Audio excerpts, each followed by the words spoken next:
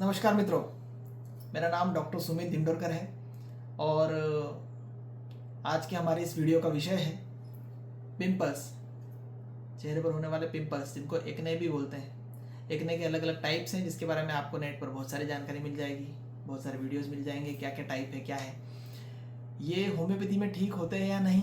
सबसे पहले हम लोग इस पर बात करेंगे।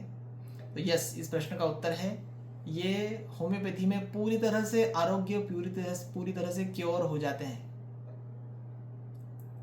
ठीक है, क्योंकि एलोपैथी में कई प्रकार के ऑइंटमेंट्स रहते हैं। अधिकतर जगहों पर वो इन्फेक्शन ठीक करने के लिए एंटीबायोटिक्स देते हैं। जो पिंपल्स पक रहे हैं, फूट रहे हैं, उनको ठीक करने के लिए एंटीबायोटिक्स दिए जाते हैं ताकि वो पस जो है वो ड्रेन हो जाए, वो ठीक हो जाए, हील हो जाए।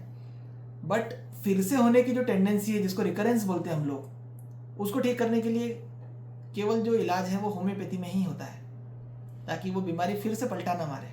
मैं मेरे सारे वीडियोस में ही बताता हूँ कि होम्योपैथी बीमारी को जड़ से खत्म करती है, इसलिए पिंपल्स का सबसे बढ़िया ट्रीटमेंट होम्योपैथी में।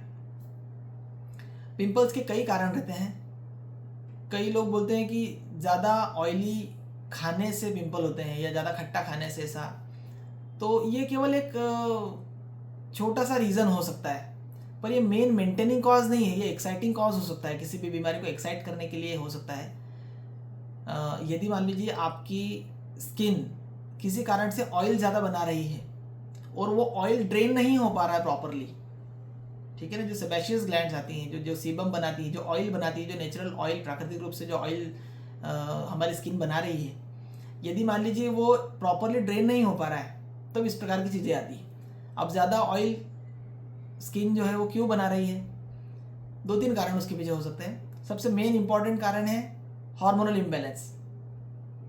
ठीक है, फीमेल्स में हार्मोनल इम्बैलेंस के कई कारण हो सकते हैं। लड़कियों में अगर पिंपल हो रहे हैं तो हार्मोनल इम्बैलेंस लड़कियों के अंदर अधिकतर होता है, क्योंकि उनकी लाइफ के अंदर ऐसे 3 से 4 स्टेजेस आती हैं अलग अलग, जो कि हार्मोनल इम्बैलेंस करती है। फॉर एग्जांपल प्यूबर्टी के समय सडन फीमेल हार्मोन्स का सर्ज होता है, एस्ट्रोजन प्रोजेस्टेरोन का। एक तो उस समय पिंपल्स बढ़ते हैं क्योंकि उस समय ऑयल का प्रोडक्शन बढ़ जाता है और एक्सेस ऑयल को निकालने के लिए ड्रेनेज इतना प्रॉपर बना हुआ नहीं रहता है कुछ महिलाओं में, या फिर कुछ फीमेल्स की स्किन फीमेल हार्मोन्स के प्रति सेंसिटिव ज़्यादा रहती है, इसलिए वो रिएक्शन के तौर पर पिंपल बनाती है। एक रहता है आफ्टर मैरिज भी हार्मोनल इम्बैलेंस होता है कुछ फीमेल्स में। फिर होता है हार्मोनल इम्बैलेंस प्रेगनेंसी या डिलीवरी के समय में या डिलीवरी के बाद। और उसके बाद में फीमेल्स को हार्मोनल इम्बैलेंस होता है मेनोपॉजल एज में, जब पीरियड्स चले जाते हैं उसके आसपास का जो समय रहता है। तो पिंपल होने के 3 से 4 ऐसे अलग अलग लाइफ में समय आते हैं जब महिलाओं को पिंपल्स होते हैं। पुरुषों को भी पिंपल्स होते हैं, पर पुरुषों के पिंपल्स मोस्टली प्यूबर्टी के समय होते हैं। हाँ, एक पिंपल को जिसको समझ लेते हैं लोग, बॉइल्स को लोग पिंपल समझ लेते हैं। फोड़े फुंसियाँ जो रहती हैं उनको पिंपल समझ लेते हैं, पर वो वास्तव में पिंपल नहीं है। वो एक अलग प्रकार का इन्फेक्शन रहता है, स्किन डिजीज में आता है, और वो भी होम्योपैथी से ही ठीक होता है, जिसको हम लोग सामान्य निमाड़ की भाषा में, जैसे चूँकि मैं निमाड़ में रहता हूँ, जिसको आर्या बोलते हैं, उसके लिए अलग से कभी वीडियो बनाया जाएगा। तो आज का हमारा विषय था पिंपल के क्या क्या रीज़न हो सकते हैं, मैंने पॉसिबल रीजंस बताए हैं। इसके अलावा भी जेनेटिक रीज़न एक रहता है। यदि कुछ बार आपने देखा होगा कि पेरेंट्स को बहुत पिंपल होते थे एक एज में, तो उनके बच्चों को भी पिंपल होने की पॉसिबिलिटी बढ़ जाती है। तो अब क्या होम्योपैथिक बीमारी को जड़ से इस प्रकार खत्म करती है कि जेनेटिक लेवल तक भी वो ठीक हो जाए? इसका उत्तर है हाँ। चूँकि होम्योपैथी डायनामिक लेवल पर या एनर्जी के लेवल पर जाकर कार्य करती है, इसीलिए ये बीमारी को उस स्तर तक खत्म कर देती है कि नेक्स्ट जनरेशन तक भी ये पूरी पॉसिबिलिटी कि अगली पीढ़ी में पिंपल की बीमारी नहीं होगी। ठीक है, तो अब बात करते हैं पिंपल से रिलेटेड दूसरी तकलीफों की। पिंपल आने के पहले की जो स्टेज रहती है उसको कील बोलते हैं, या फिर कोमेडोन्स भी बोलते हैं, उनको व्हाइट हेड्स बोलते हैं। जब सेबेशियस ग्लैंड का मुंह पूरा चोक हो जाता है और एक बम्प के रूप में, एक उठाव के रूप में केवल कील सफ़ेद रंग की दिखाई देती है, कुछ लोगों को मस्से की तरह दिखता है, वही आगे जाके पकता है और पिंपल के रूप में आता है, इसलिए कील मुहा से हिंदी में कहा गया है। कील जो उठा हुआ बम्प रहता है, कोमेडोन जिसको बोलते हैं हम लोग इंग्लिश में, और बाद में वो पिंपल में कन्वर्ट होता है। तो जिन लोगों के चेहरे पर कोमेडोन बहुत ज़्यादा है सबसे पहले हम लोग दवाइयाँ देते हैं उनको और उनको बता देते हैं कि ये सारे कीले जो है ये मुहासों में कन्वर्ट होंगी पहले, क्योंकि इनके अंदर मटेरियल भरा है।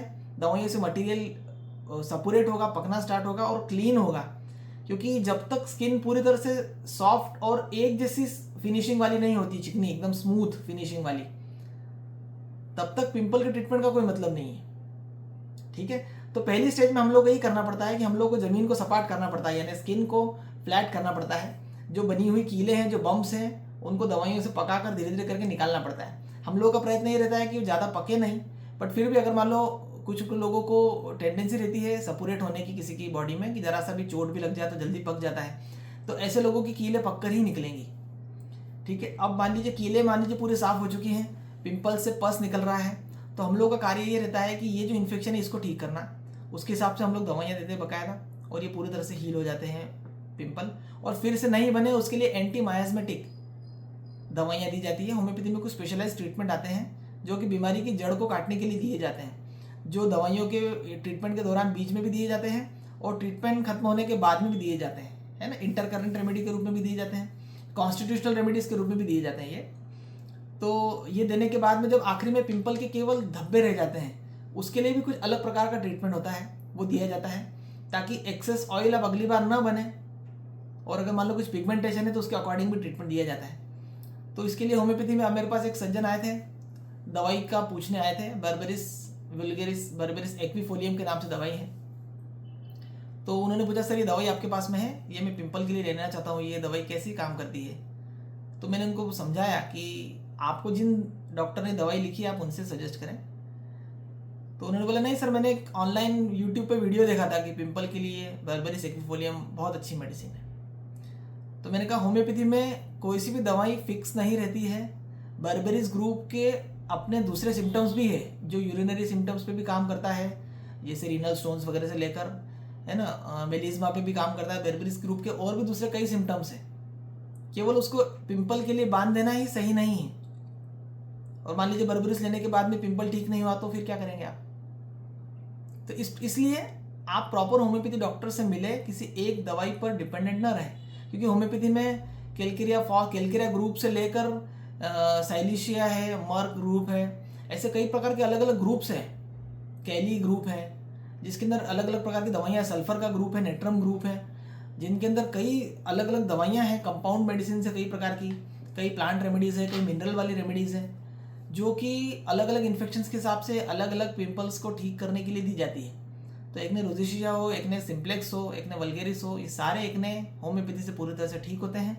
यदि आपको या आपके किसी परिचित को चेहरे पर पिंपल्स हो रहे हैं या कीले हो रहे हैं, बहुत सारे कील मुहासे हो रहे हैं, कोमेडोन्स हो रहे हैं, तो आप होम्योपैथिक ट्रीटमेंट लें। यदि आपको मुझसे कुछ सलाह लेना है, परामर्श लेना है, तो मेरे नंबर डिस्क्रिप्शन में लिखते हैं। और आप लोगों को मेरा ये वीडियो कैसा लगा मुझे कृपया कमेंट करके बताएं, और मेरे इस वीडियो को लाइक करें, शेयर करें, उस चैनल को सब्सक्राइब करना ना भूलें। धन्यवाद, नमस्कार।